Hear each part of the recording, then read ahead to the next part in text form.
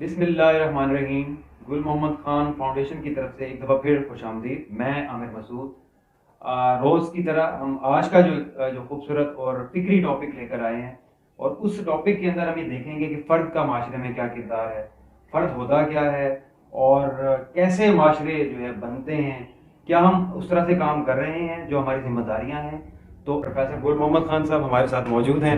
اور سر، کیا آج کے اس جو فکری گفتگو ہے، جو جس طرح سے ہم روز ایک نئے ٹاپک کے اوپر بات کرتے ہیں، پہلو کے اوپر، انسانی معاشرے کے مختلف جو کمی کوتاہی ہیں ان کے اوپر بات کرتے ہیں، تو آپ آج کیا لے کر آئے ہیں، کیا بات کریں گے؟ ہماری روزانہ جو یہ گفتگو ہے اس کا مقصد ایک ہی ہے کہ ہمارا ملک پاکستان پچھلے 75 سال میں ترقی کیوں نہیں کی۔ ہمارے ساتھ چائنا، جاپان، ایشیا کے ممالک انہوں نے ترقی کر لی ہے، تو ایک ہی فکرے کو لے کر ہم چاہ رہے ہیں کہ افراد کے ہاتھوں میں اقوام کی تقدیر۔ تو ہم روزانہ کسی فرد سے مل کر ہم اس کو پوچھیں گے، پہلے خود بھی بات کر رہے ہیں، اس چیز کو ایکسپلور کرنے کی کوشش کر رہے ہیں کہ فرد کو کس طرح کا بنایا جا سکتا ہے، فرد کو کیسا ہونا چاہیے جس سے قوم کی تقدیر بدلتی ہے۔ تو آج کے دن جو ہے ہم بات کریں گے کہ بچپن سے جب ہم سکول میں جاتے ہیں، 10 سال تقریباً تمام لوگوں نے سکول میں گزارے ہوتے ہیں، یا 5 سال گزارے ہیں، کوئی 5 پاس ہے، 8 پاس ہے، میجورٹی جو ہم 10 پاس ہیں۔ 10 سال ہم صبح کو جب سکول میں انٹر ہوتے ہیں تو ایک دعا مانگتے ہیں۔ تو میرے ذہن میں یہ ہے کہ وہ دعا مانگی گئی، کیا وہ قبول ہوئی کہ نہ ہوئی؟ یہ ہم اس بات کو آج ڈسکس کریں گے کہ وہ جو دعا مانگی ہے کیا قبول ہوئی، اگر نہیں ہوئی تو اس کی کیا وجوہات ہیں۔ مثال کے طور پر اگر ہم اسے سٹارٹ کرتے ہیں، جو دعا ہم پڑھتے رہے اسکول میں، اس میں ہم پڑھتے ہیں لب پہ آتی ہے دعا بن کے تمنا میری۔ تو مجھے بڑا افسوس ہے، میں بڑا عرصہ اسکولوں میں بھی پڑھایا ہے، تو میں نے محسوس کیا جب میں بچوں سے پوچھتا ہوں کہ بیٹا آپ کیا پڑھتے ہیں، انہیں یہ تمنا کا معنی بھی نہیں آتا، وہ لب پہ کو سمجھتے ہیں لب پہ۔ تو جب ہم دعا مانگتے ہوئے اس کو سمجھتے ہی نہیں ہیں تو وہ دعا قبول کیسے ہوگی؟ تو آج ہم جو بات کریں گے اس دعا پہ غور کریں گے کہ بچہ جب اسکول میں آتا ہے وہ 10 سال کیا دعا مانگتا ہے، اور اس دعا کو پوری ہوئی یا نہ ہوئی، یعنی کہ دعائیں قبول کیوں نہیں ہوتی اس طرح سے سوال بھی بن سکتا ہے۔ بالکل۔ تو اگر ہم اس دعا پہ غور کریں تو سب سے پہلی چیز جو ہوتی ہے اس میں ہم کہتے ہیں کہ زندگی شمع کی صورت ہو خدایا میری، کہ ہمیں جو ہے بچہ دعا مانگتا ہے، یا میں نے بھی 10 سال دعا مانگی، آپ نے بھی دعا مانگی کہ ہماری زندگی شمع کی مانی دو۔ شمع کا کیا کام ہے؟ شمع جہاں جلتی ہے اندھیرا دور ہو جاتا ہے اور اجالا آ جاتا ہے۔ تو آج میں اپنے آپ سے بھی سوال کرتا ہوں، آپ سے بھی سوال کرتا ہوں، معاشرے کے تمام افراد سے سوال کرتا ہوں، ہم ڈاکٹر تو بن جاتے ہیں، ہم ڈپٹی کمشنر تو بن جاتے ہیں، ہم وزیر تو بن جاتے ہیں، ہم پروفیسر تو بن جاتے ہیں، کیا ہم شمع پروفیسر بنے؟ کیا میں ایسا پروفیسر بنا کہ جس نے دنیا کا اندھیرا دور کرنے میں کوئی کردار ادا کیا ہو؟ اندھیرا جہالت کا بھی ہو سکتا ہے، اندھیرا ناانصافی کا بھی ہو سکتا ہے، اندھیرا لا علمی کا بھی ہو سکتا ہے۔ تو ہم میں سے ہر شخص جو ہے جس نے یہ دعا مانگی تھی، تو وہ آج اپنے آپ سے سوال کرے کہ کیا ہم ایسی شمع بن کے معاشرے کا اندھیرا دور کر رہے ہیں؟ اگر نہیں کر رہے تو میرے خیال میں یہ بڑے لمحہ فکریہ ہے، تو ہم سب کو سوچنا چاہیے۔ دوسرا مصرع جو اس مشہور نظم کا ہے کہ وہ میرے دم سے ہی ہوئی میرے وطن کی زینت، جس طرح پھول سے ہوتی ہے چمن کی زینت۔ تو یہاں کیا سوال پیدا ہوتا ہے؟ یہاں یہ سوال پیدا ہوتا ہے کہ پاکستان ہمارا ملک ایک چمن ہے، اور کیا گل محمد اس میں پھول کی طرح مہک رہا ہے؟ میں نے جو تعلیم حاصل کی، میں سوسائٹی میں جو رول پلے کر رہا ہوں، پھول کا کیا کام ہوتا ہے؟ کوئی بھی پارک دیکھیں، پھول کے بغیر وہ اس میں کوئی سجاوٹ نہیں ہوتی۔ تو ہم میں سے ہر فرد جو ہے ہمارے ملک کا، جس نے یہ دعا بچپن میں مانگی تھی، کیا ہم نے کوئی شعوری کوشش بھی کی پھول بننے کی کہ لوگ مجھے دیکھیں اور وہ خوش ہو جائیں، میری خوشبو ایسی ہو کہ وہ ان کی سانسوں کو مہکا دے؟ تو ہم سب کو اپنے آپ سے آج سوال کرنا ہے کہ سب نے یہ 10 سال دعا مانگی تھی، کیا سب پاکستان کے چمن کے پھول بنے ہیں یا نہیں بنے؟ ویسے تو اقبال کا ہر شعر جو ہے ایک نیا پیغام دیتا ہے، نئی جستجو اور ایک نئی امید دیتا ہے، لیکن اس نظم میں خاص طور پہ ہم سر سے پوچھیں گے کہ یہ جو اگلا جو پیغام ہے وہ کیا ہے، وہ میسج کیا دیا؟ اس میں اگلا شعر اگر ہم دیکھیں، زندگی ہو میری پروانے کی صورت یا رب، علم کی شمع سے ہو مجھ کو محبت یا رب۔ تو کیا آج ہم تمام لوگ چاہے پڑھے لکھے ہیں چاہے ان پڑھے، دیکھیں علم جو ہے وہ جسٹ انفارمیشن ہے، ضروری نہیں کہ سکول میں علم ملتا ہے، انفارمیشن ہمیں معاشرے میں بھی مل رہی ہوتی ہے، بعض کا کچھ لوگ پڑھے لکھے نہیں ہیں، ان کے پاس معلومات بہت زیادہ ہوتی ہیں۔ تو کیا ہم تمام افراد ہم جو ہیں وہ علم کی شمع کے پروانے کی مانند ہمارے اندر تڑپ ہے. ہمیں صبح سے شام تک کیا پروانہ جو ہوتا ہے شمع پہ وہ جل کے مر جاتا ہے. تو ہمارے اداروں میں کیا ہماری لائبریریز جو ملک کی ہیں وہاں ہم جا کے دیکھیں وہاں پروانے نظر آ رہے ہیں کہ وہ لائبریریز کے اندر اگر افراد موجود ہوں گے. آپ چائنا میں دیکھیں جو ڈیولپ کنٹریز ہیں وہاں پہ لائبریریز کے باہر لمبی لائنیں ہوتی ہیں.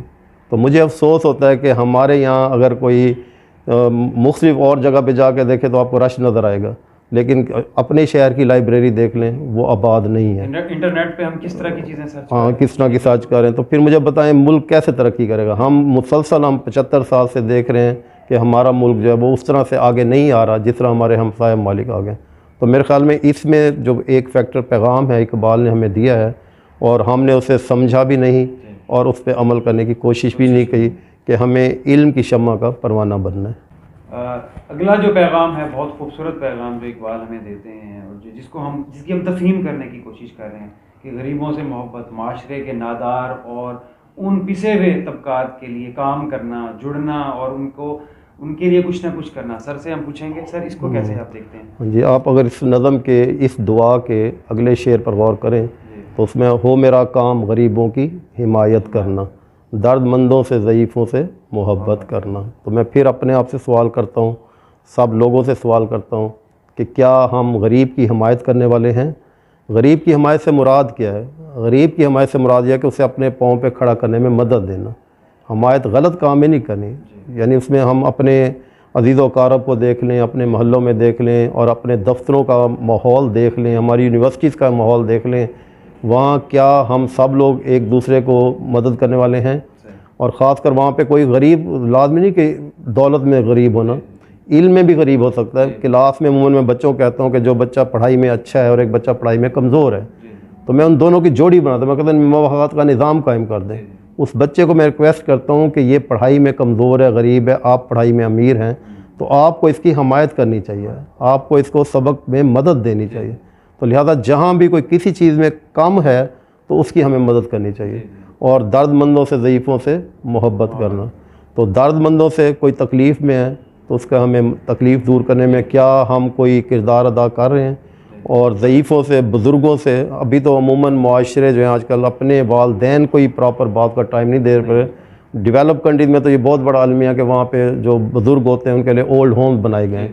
اور پاکستان میں بھی ابھی اللہ کا شکر ہے کہ ہمارا یہ پوائنٹ، ہم بزرگوں کی جو ہے ان سے محبت کرتے ہیں تو یہ ہمارے اندر موجود ہے، لیکن اس میں مزید بھی بہتری کی گنجائش ہے جیسے جیسے زمانہ تبدیل ہو رہا ہے.